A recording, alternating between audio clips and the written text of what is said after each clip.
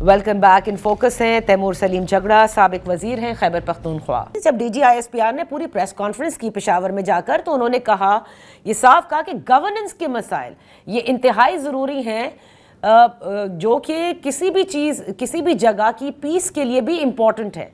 तो यहाँ पर तो लॉ इन्फोर्समेंट एजेंसी को ही झोंक दिया गया कि आपने ही सब कुछ करना है, जबकि सूबे के हद तक जो इदारे हैं जिन्होंने काम करना है न सिर्फ गवर्नेंस के ऊपर बल्कि और बहुत सारी चीज़ें इसमें जाती हैं तैमूर, वो सब एब्सेंट नजर आते हैं।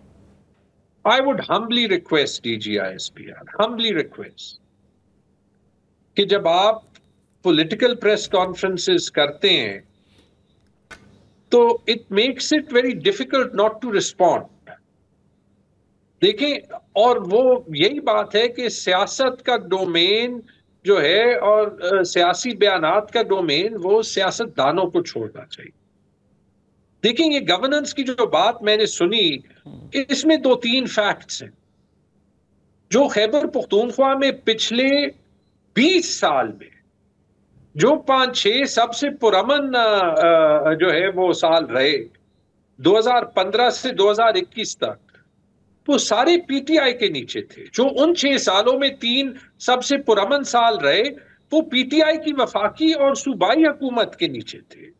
ठीक है, तो पहली बात तो ये हुई कि वो टेररिज्म के इंसिडेंट्स जाके रिकॉर्ड देख लें, शुरू हुए 2022 के regime change, vote of no confidence के बाद। दूसरी बात, देखिए, वो इस तरीके से प्रेजेंट किया गया जैसे कि पूरे मुल्क में सिर्फ खैबर पख्तूनख्वा में टेररिज्म हो रही है। उसी मैप में वो जो चार्ट दिखाई दे रहा था, उसमें नीचे बलोचिस्तान में उतने ही रेड डॉट्स थे, और जब आप बलोचिस्तान की पॉपुलेशन देख लें तो पर कैपिटा वहां पे खैबर पख्तूनख्वा से ज्यादा इंसिडेंट्स होते हैं। ओके, बलोचिस्तान में तो जो है वो सिर्फ वफाकी अलायंस की हुकूमत नहीं है, एज पर कॉमन परसेप्शन वहां पे हमारी एस्टेब्लिशमेंट का सबसे स्ट्रांग रोल होता है।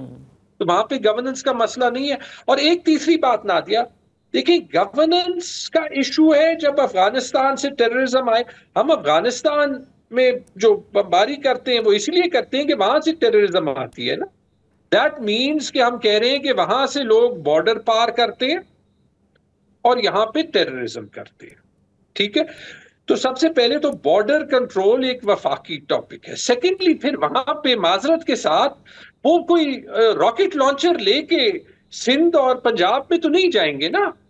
हमारी अफगान पॉलिसी की वजह से, अभी से नहीं, 1980 से 1980 की दहाई से खैबर पख्तूनख्वा के लोग इर्रिस्पेक्टिव ऑफ पार्टी इस मुल्क के लिए खून दे रहे, शहादतें दे रहे हैं। हमारी अपनी फैमिलीज में शहादत है। मेरी कजन समर बिलोर, उनका वो किसी और पार्टी से होगा, उनके शौहर मेरी कजन शानदाना साद, उनके शौहर मलिक साद जो CCPO थे, these are direct relatives that we have seen die. Okay. ये गवर्नेंस था या ये इसलिए है कि ये वो सूबा है जो अफगानिस्तान के साथ बॉर्डर करता है। और लास्ट पॉइंट ना दिया Taimur, I have to close the segment. We've really gone over. We've really gone over. जी, एक सेंटेंस कि अगर ये इतना इंपॉर्टेंट इशू है, why doesn't this federal government, including the military establishment, help us कि हम जो खैबर पख्तूनख्वा को फाइनेंसिंग NFC शेयर से नहीं मिल रही, कि वो मिले।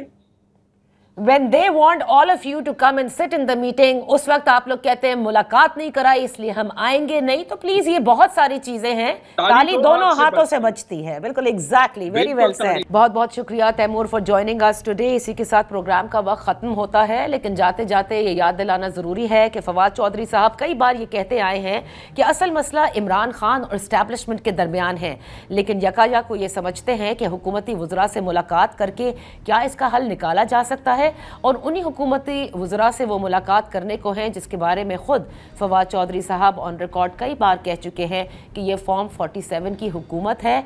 इनके पास क्या है? इनके पास तो वो इख्तियार ही नहीं है। तो अब जाहिर है कि इन तीनों की मुलाकात जो शाह महमूद कुरैशी साहब से हुई, जिसके हवाले से आज डॉन ने रिपोर्ट भी किया कि शाह महमूद कुरैशी साहब ऐसे किसी चीज़ का भी हिस्सा बनने से इनकारी हैं, और बहुत जल्द वैसे भी शाह साहब के जो केसेस हैं वो आपने भी आज की खबर में पढ़ा होगा कि ख़त्म होने को हैं। ख़ुद महमूद मौलवी साहब ने भी गुज़िश्ता रोज़ हमारे ही प्रोग्राम में कहा था कि शाह महमूद साहब के साथ ज्यादती हुई है, क्योंकि 9 मई को तो वो वहाँ मौजूद ही नहीं थे। बहरहाल आने वाले दिनों में पता चलेगा कि क्या फवाद चौधरी साहब, इमरान इस्माइल और महमूद मौलवी साहब की जो ये कोशिश है ये कामयाब होते हैं या फिर एक मर्तबा से -1 की जो कोशिशें हैं वो रद्द कर दी जाएंगी। That's all for today. इजाज़त दीजिए, अल्लाह हाफ़िज़।